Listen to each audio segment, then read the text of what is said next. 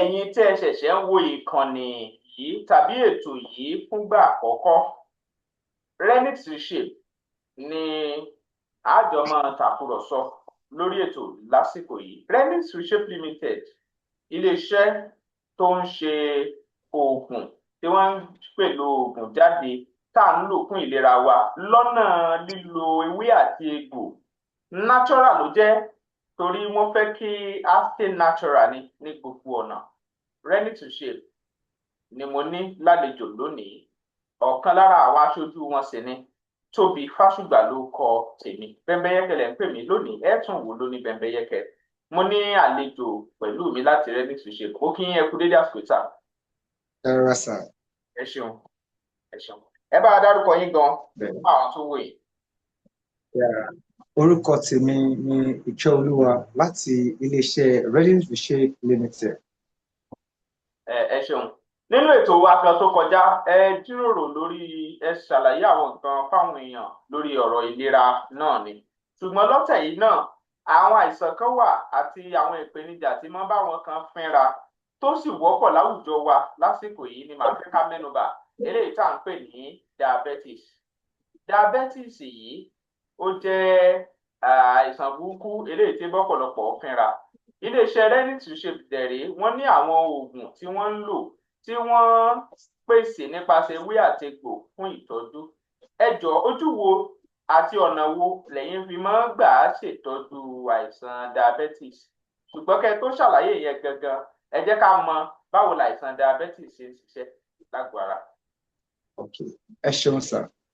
Bẹ́ẹ̀ ti sọ pé ní ọ̀sẹ̀ tó kọjá a sọ̀rọ̀ nípa àwọn àìsàn níbi tá a sọ̀rọ̀ lé àìsàn BP àti àìsàn ojú. Bọ̀ lásìkò yìí àìsàn nípa diabetes tí a mọ̀ sí ìtọ̀ ṣúgà ni a fẹ́ sọ̀rọ̀ ní orí ẹ̀. Diabetes tá a mọ̀ sí ìtọ̀ ṣúgà jẹ́ àìsàn tí ó lágbára díẹ̀ ní àgọ́ ara. Oríṣi méjìlá ni kí n sọ bẹ́ẹ̀. A ní ìtọ̀ kan tó ń pè ní type 1, a ní type 2, a dẹ̀ ní pre-diabetes. Ṣé ẹ understand? So ó pé oríṣiríṣi báyìí. Irú pre-diabetes yẹn, ẹni tí ó ti mọ̀ tó ti ṣe àyẹ̀wò fún, tá ti mọ̀ pé kí ẹni yìí ó ti fẹ́ ní diabetes àbí ó ti ń súnmọ́ diabetes. Then type 2, type 1, ìyẹn type 1 yẹn, ìyẹn ẹni yẹn insulin ẹ̀ ó ń produce little to no sugar at all. That is immune system ẹ̀. Then type 2 yẹn kò produce insulin rárá. So ohun tó wà nù ìyẹn ni pé diabetes ìtọ̀ ṣúgà yẹn a ní eléyìí tó ń pè ní 1, a tún ní ti 2. Òun lè ṣàlàyé. A lè tún ní pre náà. Kí ló máa ń fà á gan lágọ̀ọ́ ara? Ẹ ṣeun gan sà. Nǹkan tó máa ń fà á lágọ̀ọ́ ara ni wípé nípa nǹkan jíjẹ, nípa lifestyle tí àwọn èèyàn ń gbé. Ìdí tí a ṣe máa ń pariwo fún wọn ni pé kí ẹlòmíì kó ṣe àyẹ̀wò ara ẹ̀ kó dẹ̀ watch lifestyle gangan. Irú àwọn oúnjẹ wo ló lè kó báyàn téèyàn bá ń jẹ tó lè padà mú diabetes wá? Ṣé mọ̀ wípé bá ṣe ń pèlò oúnjẹ wá sìn yìí, oríṣiríṣi kẹ́míkà ni ó wà níbẹ̀. Oríṣiríṣi oúnjẹ náà dẹ̀ ni ó lè fà á. Àmọ́ ní Renix Reshape Limited, àwọn nǹkan tí a máa ń jẹ́ kí wọ́n mọ̀ ní pàtó gan-an nìyẹn wípé nǹkan báyìí lẹ lè jẹ, nǹkan báyìí lẹ lè sá fún, nǹkan báyìí ni ẹ lè dúró dè. Àwọn ìdánilẹ́kọ̀ọ́ tí àwọn oníbàárà wa tí wọ́n máa ń gbà nìyẹn àtàwọn tó tún fẹ́ darapọ̀ mọ́ wa. Nígbà tí ẹ ṣàlàyé lẹ́ẹ̀kan, ẹ mẹ́nu bà ọ̀rọ̀ type 1, type 2 diabetes, ìyẹn ìtọ̀ ṣúgà. Ṣé àmọ̀ràn wo àti pé ọ̀nà wo lẹ máa ń gbà ṣe? Ṣé ẹ máa ń sọ fáwọn èèyàn pé wọ́n dáwọ́ oògùn dúró kí wọ́n lè lo àwọn oògùn tó bá ní nǹkan ṣe pẹ̀lú insulin ni àbí báwo? Ẹ mọ̀ pé mẹ́nu bà insulin. Bẹ́ẹ̀ni. Insulin yẹn jẹ́ mú báyìí, insulin yẹn ṣó dá lágọ̀ọ́ ara àbí ò dáa? Ẹ ṣeun gan sà. ó yẹ kí ó wà ní ara. ó yẹ kó wà lára. Bẹ́ẹ̀ni, bẹ́ẹ̀ni sà. nípasẹ̀ ọ̀nà ìṣètọ́jú ìtọ̀ ṣúgà tá à ń sọ̀rọ̀ nípa èyí, àwọn ọ̀nà wo lẹ̀yin máa ń gbà á ṣe? Ẹ ṣeun gan sà. Ní iléeṣẹ́ Renix Reshape, ọ̀nà táwa máa ń gbà ó ṣe ọ̀nà tó lera rárá. Tá bá ní oníbàárà tó wá bá wa tó sọ fún wa pé òun ní àìsàn ìtọ̀ ṣúgà, àwa béèrè ní ọwọ́ ẹ̀ pé kí ni, ṣé ó ti lọ ṣe àyẹ̀wò? Torí oríṣiríṣi àwọn èèyàn la ní, ẹlòmíì akọ́ dédé á dẹ̀ bẹ̀rẹ̀ sí ní kọ́ àlàyé bolẹ̀. But tá bá ti béèrè lọ́wọ́ ẹ̀ pé ṣó ti ṣe àyẹ̀wò, tó bá ní òun ti ṣe, good, then à á béèrè fún èsì àyẹ̀wò ẹ̀ làwa máa go through. Once tá bá ti go through, ibẹ̀ láti máa mọ̀ wípé òkè o, ìtọ̀ ṣúgà tó ń bẹ ní ìjà ṣé pre ni, ṣé type 1 ni àbí type 2. Ibẹ̀ gan láti máa mọ irú àyẹ̀wò àti oògùn tá fẹ́ kó fún ẹni yẹn. Tá bá tún wá rí ẹlòmíì tí ò tí ì lọ sí ilé ìwòsàn, nípa àlàyé àti bó ṣe ń ṣe ní àgọ́ ara tó bá ti fi tó wa létí, àwa fúnra náà máa ti mọ̀ pé nǹkan báyìí pàtó. Bí ẹni tí ó wá tó jẹ́ pé gbogbo ìgbà ló ń lọ sílé ìgbọ̀nsẹ̀, ebi á kò máa pa àpájù, tàbí kí ojú ẹ̀ máa ṣú àti bẹ́ẹ̀ bẹ́ẹ̀ lọ. Rú àwọn nǹkan báyìí tó wá ti ń sọ láti máa mọ̀ pé ìtọ̀ ṣúgà ń bá ẹni yẹn. Àwọn ọjọ́ orí wo ló sábà máa ń ní ìtọ̀ ṣúgà? Ṣé àwọn àgbàlagbà nìkan ni? Àwọn àgbàlagbà máa ń ní ìtọ̀ ṣúgà. Bọ̀ kọ́kọ́ tí mo fẹ́ kẹ́ mọ̀ ni wípé a máa ń pè kankan ní hereditary. Àjogúnbá. That is family trait. Tí nǹkan báyẹn bá ti wà nínú ẹbí èèyàn, ẹni yẹn ti wà prone láti ní. Ọjọ́ orí náà ó pẹ̀lú. Then ní ọ̀sẹ̀ tó kọjá a sọ̀rọ̀ nípa blood pressure. Àwọn kíní báyìí máa ń ṣí ilẹ̀kùn fún ara wọn ni. Àwọn àìsàn tá à ń sọ̀rọ̀ nípa gẹ́gẹ́ ẹ tó bá ní ìfúnpá gíga, tí kò bá tètè mójútó àbí tí kò tètè ṣe nǹkan tó yẹ kó ṣe nípa ẹ̀, ó máa ṣí ilẹ̀kùn fún igbagba àrùn láti wọlé. Ìkan lára àwọn àrùn tó máa wọlé sí lára ni diabetes. Ọ̀dà, ìwádìí jẹ́ ó yé wa wípé àwọn oògùn yín láti Renix Reshape ó máa ń jẹ́ bí idán gan. Àwọn tó ń lò ó wọ́n máa ń pè, àwọn míì á pè wá, wọ́n á sọ pé àwọn gbà fún yín nítorí àwọn oògùn yẹn natural tòótọ́, ewé àti egbò sì lẹ lò láti pẹ̀lú ẹ̀, ó sì jẹ́ ara mi pé tiwantiwa yìí náà ń ṣiṣẹ́ gan gidi. Wọ́n wá ṣàlàyé bẹ́ẹ̀ yẹn, mo wá jókòó mo ronú nǹkan kankan. Ọ̀pọ̀lọpọ̀ àwọn míì tí wọ́n bá sọ pé báyìí lẹ́ ṣe lo oògùn o fáwọn ẹlòmíì tí wọ́n dẹ̀ ní wo, ṣùgbọ́n wọ́n ń ṣe ní láàánú pé àwọn míì á bẹ̀rẹ̀ sí tún ní lọ dá ọwọ́ wú. Ẹlòmíì lè má lò ó tó bá ṣe ní kó máa lò ó, ẹlòmíì tó bá ti lò díẹ̀ tó rò pé ó ti ń tán ó lè dáwọ́ dúró. Ọgbọ́n wo lẹ̀yin máa ń ta sí i tó fi jẹ́ pé àwọn oníbàárà yín máa ń lo oògùn yẹn tán fún ìtọ́jú ara wọn àti ìwòsàn ara wọn pátápátá? Ẹ ṣeun gan sà. Tí mo bá gbọ́ àlàyé yín yẹn àbí èrò yín yẹn dáadáa, ọ̀nà tí àwọn máa ń lò ní iléeṣẹ́ Renix Reshape tí a fi ń ṣe àyẹ̀wò fún àwọn oníbàárà wa tó ní àìsàn ìtọ̀ ṣúgà, òun ni pé a ní oògùn ní ọ̀dọ̀ wa tí à ń pè ní Renix Diabetes Tea and Capsule ní ọ̀dọ̀ wa. Òun náà rè, a ní onígbẹrẹfu, a dẹ̀ tún ní oníkóró.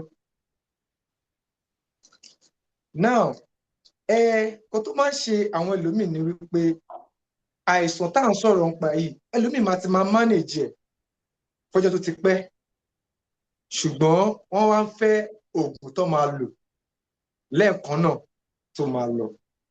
Ẹ má jẹ́ ká jọ tọra wa ni wípé àwọn àìsàn kan wà tó jẹ́ pé consistency, bí mo ṣe máa ń sọ̀rọ̀ tèmi, ni wípé tó bá ti lò bó ṣe ń lò sí ló ṣe máa rí ìyàtọ̀ ẹ̀. Bọ̀ tó bá rò pé o fẹ́ lo oògùn tó máa ṣiṣẹ́ bíi májì, kò sí nǹkan tó jọ bẹ́ẹ̀. Àwọn kan dẹ̀ rí, a tún máa ń sọ wípé ara yàtọ̀ sí ara. Nǹkan téèyàn kan máa lò, láàárín ọ̀sẹ̀ méjì tó máa rí ìyàtọ̀ àbọ̀sẹ̀ kan tó máa rí ìyàtọ̀. Ó yàtọ̀ sẹ́ni tó máa lò tó jẹ́ pé after a month ló máa ṣẹ̀ṣẹ̀ máa rí ìyàtọ̀. Ní iléeṣẹ́ Renis Reshape a dẹ̀ tún máa advise wọn tó bá ti bẹ̀rẹ̀ sí nílò oògùn wa. Ó ní nǹkan tí à ń pè ní fasting blood sugar. Ìyẹn ó wà fún tí wọ́n bá a máa ní kọ́ máa hàn ní jẹun fún ìṣẹ́jú àmì àkókò fúngbà àkókò díẹ̀ tí wọ́n ní jẹun. Ibẹ̀ ló máa ti wá lọ ṣe àyẹ̀wò láàárín ìyẹn fasting blood sugar. Láàárín ìṣẹ́jú díẹ̀ yẹn la máa ní kọ́ check ẹ̀. Ṣóyè yín sà? Èmi wà tẹ́tẹ́ mi wà ìyẹn a lè ní kọ́ tó jẹun àbí tó bá jẹun tán àmì pé aláàkọ́ tí mo sọ yẹn fasting ni wọn ò ní jẹun kọ́ tó ṣe ìbòlè tó bá jẹun tán wọ́n á ṣe. Ìkẹta bẹ̀ òun ni pé after months bí i 2-3 months àwọn ẹ̀ṣẹ̀ wa lọ fún àyẹ̀wò again. Àwọn bí àwọn náà ṣe máa mọ̀ nìyẹn pé okay there is progress. Bò kéèyàn kan wá dé kó wá ra òògùn tán kó wá ní òun ti lò láàrin 2 days nǹkan tẹ́ sọ kò lọ o kò rí bẹ́ẹ̀ o torí pé ó ti wà nínú àgọ́ ara wọn bọ́dẹ̀ ṣe ń lo yẹn náà ló máa correct ẹ̀ díẹ̀ títí. Ẹ ṣeun. Wọ́n fi rí èsì tó dáa. Sá. Mo ní tí wọ́n máa fi rí èsì táwọn náà fẹ́. A máa ń sọ̀rọ̀ nípa ìjànlóǹtẹ̀ tá a mọ̀ sí pé government approve. Sá, ǹjẹ́ ẹ ti gba òǹtẹ̀ ìjọba?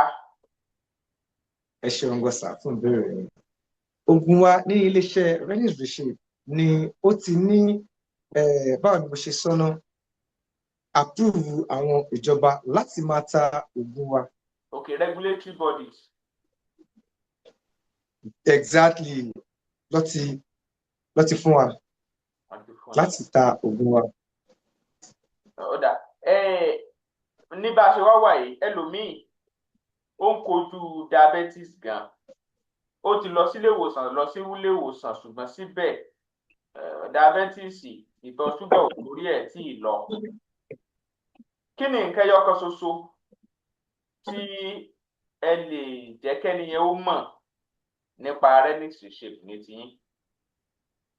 Ẹ ṣeun gbọ́sà. Ní iléeṣẹ́ Renis Reshape bí mo ṣe máa ń sọ tèmi ni pé ní ọ̀dọ̀ tàwa tó bá ti dé a ti bèrè lọ́wọ́ ẹ̀ kò ń ṣe nípa diabetes nìkan ni àwa ń ṣe ní iléeṣẹ́ wa bí kò ń ṣe nípa the whole body wellness ẹ̀ gangan ló mátà. Ìdí ní pé àwọn kan wà tí àwọn èèyàn mọ̀ ní wípé lọ́kàn tiẹ̀ diabetes ló ń ṣe ṣùgbọ́n ìbéèrè tó wà ń bẹ ni pé àwọn nǹkan wo pàtó ló ń ṣẹlẹ̀ sóun fún ara ní àgọ́ ara tí kò tí mọ̀ tó kàn jẹ́ pé ó kàn ń lo oògùn ni bọ̀ torí àwọn àìsàn tá a mọ̀ sí underlying sickness tó wà ní ara ẹ̀ náà kò lè fa kí àwọn oògùn tó ń lò yẹn kó ṣiṣẹ́. Irú àwọn nǹkan táwa máa bèrè nìyẹn táwa fẹ́ mọ̀ gangan tá a dẹ̀ máa ṣe àmójútó ẹ̀ ká lè mọ bí tí à ń lọ. Ṣé yín sà ní ọ̀dọ̀ wa à á béèrè fún result ẹ̀ tó ti ṣe à á dẹ̀ ṣe ìdánilẹ́kọ̀ọ́ tó péye a tún máa béèrè àwọn kan ní ọwọ́ ẹ̀ ìgbésẹ̀ ayé tó ń lò àti bó ṣe ń ṣe ayé ẹ̀ nípa jíjẹ ni nípa mímu ni àbí ibi tó ń gbé àbí àwọn nǹkan tó ń ṣe pàtó ṣé iṣẹ́ ni ṣé stress ni ó wọn dágò ni àbí kò kí ń ṣe exercise rẹ àwọn nǹkan pàtó yẹn gan la máa béèrè. Lẹ́yìn ìgbà tá a bá mọ àwọn nǹkan báyìí la wá mọ ibi tá ti máa mú tá fi máa bẹ̀rẹ̀ iṣẹ́ pẹ̀lú ẹ̀ ká tó wá fún ní oògùn. Ọ̀dà mo tún gbọ́ pé ẹ ní ẹ̀ka kan eléyìí tí ó máa ń bójú ọ̀rọ̀ nípa àyẹ̀wò ara lápapọ̀ ìyẹn nínú ẹ̀mí tá a mọ̀ sí spiritual. Ẹlòmíì wà kó má lọ di pé èèyàn fi oògùn orí fífọ́ wo inú rírun kéèyàn lè mọ nǹkan tí èèyàn ó lọ ṣe gan ní tààràtà. Àwọn míì ti lọ ilé ìwòsàn wọn ní ká padà lọ fẹsẹ̀ létọ̀ náà ni sà wọ́n lè ní ẹ̀ka kan bẹ́ẹ̀ ẹ ṣàlàyé ẹ̀ fáwọn èèyàn jẹ́ káwọn èèyàn mọ̀. ẹ ṣeun gan sà. A ní iléeṣẹ́ ní ọ̀dọ̀ wa rẹ́sì tó jẹ́ pé àwọn ni wọ́n máa ń mójútó báyìí ìlera ara no consultation. Ṣé mo wípé ní ilé ayé ta wà yìí kí Ọlọ́run ṣàánú wa ní kélédùmarè kó gbà wá ní ká má lọ máa fi oògùn orí fífọ́ fi máa tọ́jú inú èyí ọ̀tọ̀ ilé ayé yìí náà kò gba ojúgbọ̀rọ̀ torí náà la ṣe padà lọ sí ẹsẹ̀ àwọn bàbá wa. Ṣé mo pé ní ayé ìgbà yẹn wọ́n máa ń ṣe àyẹ̀wò tó péye bóyá wọ́n bímọ ni àbí èèyàn fẹ́ rìnrìn àjò àbí èèyàn fẹ́ wo àkọsẹ̀jáyé ọmọ wọn ní ayé ìgbà yẹn. Àwọn nǹkan yìí náà làwa náà mú wá torí pé ewé àti egbò làwa fi ń ṣiṣẹ́ ní ọ̀dọ̀ wa. Tá bá rí ẹni tó jẹ́ pé ó kọ̀ dá dúró bí omi adágún kò lọ síwájú kò kúrò ń bẹ̀. Àwọn nǹkan báyìí náà la máa jẹ́ kó mọ̀ wípé kì í ní ọ̀dọ̀ wa tó bá ti wá ìkọ́ báyìí ni ó ń ṣẹlẹ̀ ìkọ́ báyìí ni kò ṣe ìkọ́ báyìí ni kò ṣe torí màá fẹ́ ní civilization ti bo àwa ìlú lójú débi pé a mọ pàtó nǹkan tó ń ṣẹlẹ̀ láyé wa. Ẹlòmíì báyìí á ṣe business á kọ̀ rí pé òun ò tà òun ò jèrè ó kọ̀ dá wà pa ó báyẹn ni. Ẹni tó bá fẹ́ tó ń ta ọjà tó fẹ́ jẹ́ kí ajé bugbájẹ àwọn nǹkan yìí náà ni àwọn tó wà ní department yẹn ni wọ́n máa ṣe. Tó bá ti pè wọlé wọ́n á ṣe necessary things for consultation. Àbíyàn fẹ́ rìnrìn àjò ó fẹ́ lọ sí òkè òkun àbò fẹ́ wá sílé gbogbo ẹ̀ pátápátá ni wọ́n máa ṣe àyẹ̀wò fún pé ibi tó ń lọ yìí o. tó túmọ̀ sí pé èèyàn lè wá ṣèbéèrè lọ́dọ̀ yín pé ẹ̀jọ̀ ń fẹ́ ṣèbéèrè tó rú mi lójú yìí o kó lè mọ̀nà àbáyọ. ẹ ṣeun n táwa ṣe lélẹ̀ ẹ fún àwọn èèyàn lámọ̀ràn lápapọ̀ lórí àwọn ọ̀rọ̀ yìí tẹ bá ní àfikún ẹ fi sí i ẹ wá pé nọ́mbà táwọn èèyàn lè láǹfààní àti kàn sí àdírẹ́sì pẹ̀lú àti email. Ẹ ṣeun gan sà. Àmọ̀ràn tí mo máa fún àwọn èèyàn lórí ewé àti egbò wa ní àkọ́kọ́ ni pé kí wọ́n má ṣe dúró ní ìgbà tí ó bá wù ara wọn kó kàn sí wa ní iléeṣẹ́ Renis Reshape Limited láti ra ewé àti egbò àwọn oògùn wa takójọ èyíkéyìí àìsàn tó bá ń bá wọn jà gbogbo ẹ̀ pátápátá ni a ní ewé àti egbò tí a fi ń dojúkọ àwọn irúkírú àìsàn tí kò bá wà. Àlẹ́ lórí àyẹ̀wò ara àyẹ̀wò ẹ̀mí àti bẹ́ẹ̀ bẹ́ẹ̀ lọ́nà kò dìgbà tí ó bá di pé iléeṣẹ́ èèyàn collapse èèyàn rí lọ síwájú àbí nǹkan kan tàbí méjì kó tètè kàn sí wa níléeṣẹ́ Renis Reshape láti ṣe àyẹ̀wò ara wọn kó tètè ṣe àyẹ̀wò kí ló ń ṣẹlẹ̀ ní ìgbésí ayé mi ṣé mo ní lọ síwájú ni ṣé mo dá dúró ni torí pé ilé ayé yìí bá ṣe ti mọ̀ ogun oníjà wa o oníjà ẹnì kankan wa o. Àmín. Ẹ ṣeun ní ilẹ̀ yìí a mọ̀ pé wà níbẹ̀ níjẹ̀bú òde òní ọ́fíìsì wà bákan náà ẹ tún ní sí òkè òkun Amẹ́ríkà ẹ pè nọ́mbà táwọn èèyàn lè kàn sí láti lè fi wá ra tiwọn náà fún ìtọ́jú ara. Ẹ ṣeun gan sà. Bí ẹ ṣe ti mọ̀ ìlú Ìjẹ̀bú Òde ni a fìkàlẹ̀ sí ní iléeṣẹ́ wa wà ní Òjòlówó arẹ̀túni náà ní òkè òkun. Fún ẹ̀yin tí ẹ̀ ń wò mí àti tí ẹ̀ ń gbọ́ mi ẹ kàn sí nọ́mbà tó ń lọ ní ojú amóhùnmáwòrán wa kẹ́pẹ́ tẹ́ bá ṣẹ̀ṣẹ̀ pè náà ni ẹni tó máa dá inú lójú ẹsẹ̀ ní kíákíá ló máa dáhùn yìí. Nọ́mbà tó dẹ̀ wà ń bẹ̀ ti nọ́mbà òkè òkun wa tó wà ń bẹ̀ ẹ kọ text ni ẹ má pè tí ẹ bá fẹ́ quick response láti nọ́mbà wa tó wà ní òkè òkun ṣùgbọ́n èyí tó wà ní ilẹ̀ wa ń bì báyìí ìgbàkígbà ẹ bá pè ẹni tó máa jẹ́ yín tó máa dáhùn ó ti wà ní ìkàlẹ̀ fún yín. Ẹ ṣeun. Ẹ ṣeun láti iléeṣẹ́ Renis Reshape ọ̀rọ̀ lélẹ́yìí ìtọ̀ ṣúgà tí máa ń bá èèyàn fínra ó ń bá ọ̀pọ̀lọpọ̀ fínra gan-an tí ì ṣe díẹ̀ ẹlòmíín náà sì mọ̀ pé òun wà nínú ẹ̀ àfi kẹ́ ẹ wá tọ́jú ara yín pátápátá ohun tó sì jẹ́ natural tó yẹ pé nípasẹ̀ ká lo ewé àti egbò tó natural yẹn gan-an ni ó dáa jùlọ torí àwọn tó ti ń lò ń fi òǹtẹ̀ lé bẹ́ẹ̀ pé ó dáa gan wẹ́rẹ́wẹ́rẹ́ ni kì í ṣe májíìkì yóò sì dòkun gbàgbé yóò dohun àfihẹ́yìn tẹ́gùn fi sọ ẹ̀ tún ní ṣàìsàn mọ́. Renix Shape wọ́n ti ṣàlàyé nọ́mbà tẹ́ pè sí ẹ fẹ́ ṣèbéèrè lórí ohunkóhun tó rú yín lójú tí ń fi yín lápè lórí ọ̀rọ̀ ìgbésí ayé àti ìtọ́sọ́nà nọ́mbà tó wà lójú amóhùnmáwòrán yìí náà lẹ́ pè láti ṣe bẹ́ẹ̀ kàn sí Renix Shape. Ó ṣe pàtàkì ẹ tọ́jú ara yín o. Alàgbà Ìkẹ́ ẹ jọ̀ọ́ ẹ bá wa kí àwọn èèyàn lẹ́ẹ̀kan sí kẹ́ dárúkọ yín ká máa yọ̀ǹda yín lórí ètò. Ọ̀rọ̀ ẹ ṣeun gan fún àkókò tí ẹ fún mi olóòtú àtẹ̀yìn tí ẹ ń gbọ́ mi. Orúkọ mi ò tí ì yí padà. Ìkẹ́olúwa ni orúkọ mi láti iléeṣẹ́ Renix Shape Limited. Ṣeun gan. Àwọn oògùn ló wà lẹ́yìn yẹn o fún ìtọ́jú ara ní o eléyìí tó fi ń fọ ẹnu náà mò ń wò lọ́ọ̀kan ń bi ẹ̀yìn wọn yẹn mò ń wò ẹnu tó ń rùn tó wọ́n di pé yóò máa rùn mọ́ kó lè dáwọ́ rírùn dúró ẹ̀rá àtàwọn míì tó wà lẹ́yìn fún ìtọ́jú ara ló wà fún. Tèmi tí ń tòótọ́ mo wà pẹ̀lú yín ẹ̀yin èèyàn wa jákèjádò àgbáyé Tóbi Fásùgbà lórúkọ mi Bẹ́mbẹ́yẹ́kẹ́ lẹ́ ń pè mí lónìí ẹ ti wò lóní Bẹ́mbẹ́yẹ́kẹ́ ẹ máa pín fáwọn ẹlòmíín lóní Bẹ́mbẹ́yẹ́kẹ́.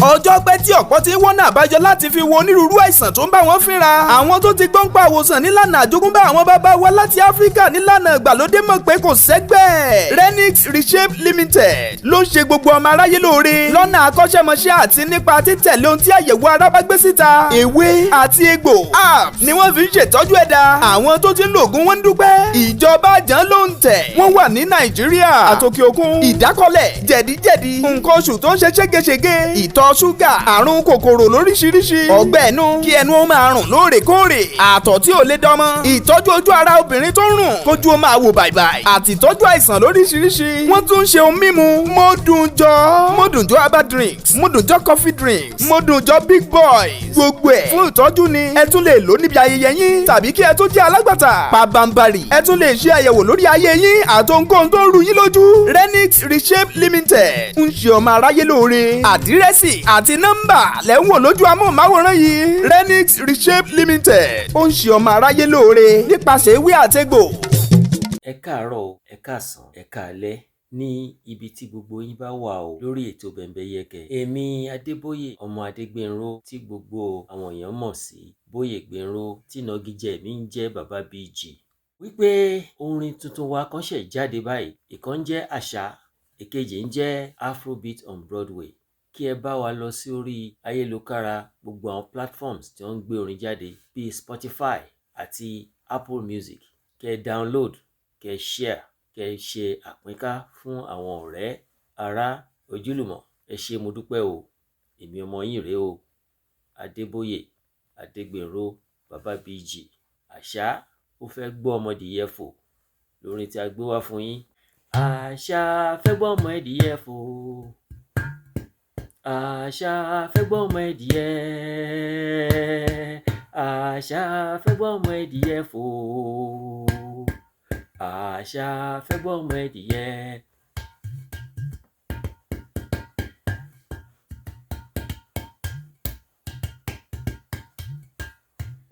Ẹ ṣé mo dúpẹ́ o.